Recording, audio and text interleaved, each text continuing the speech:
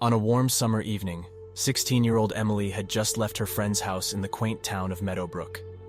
It was a peaceful neighborhood, with tree-lined streets and neatly trimmed lawns.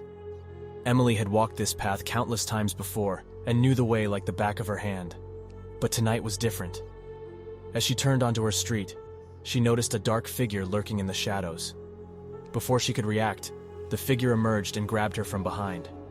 Emily struggled and screamed, but it was no use. The figure was too strong, and before she knew it, she was thrown into the back of a van and tied up.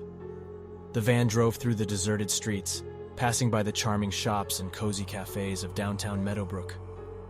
But Emily didn't notice any of it. Her mind was consumed by fear and confusion. Who would do this to her? Was she ever going to see her family again? The silence in the van was only broken by her muffled sobs. After what felt like hours, the van finally stopped. Emily was pulled out and thrown into a damp, dark basement. The walls were covered in mold, and the air was thick with the stench of death. Her captor finally revealed himself, a twisted man with a sinister grin on his face.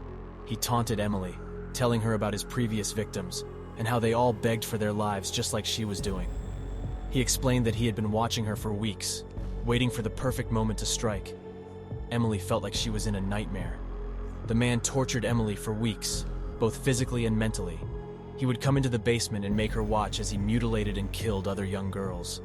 She would try to block out the screams, but they echoed through the basement and into her soul. Emily knew she had to escape before it was too late. She worked tirelessly to loosen the ropes, and finally, after weeks of trying, she managed to break free.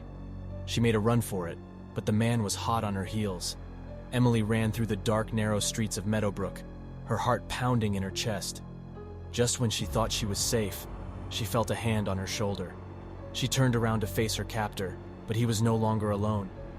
He had brought his other victims back to life, and they were all after her.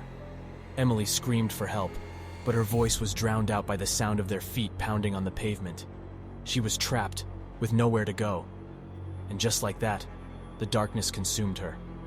The twisted man continued to kidnap and torture young girls, leaving a trail of death and destruction in his wake.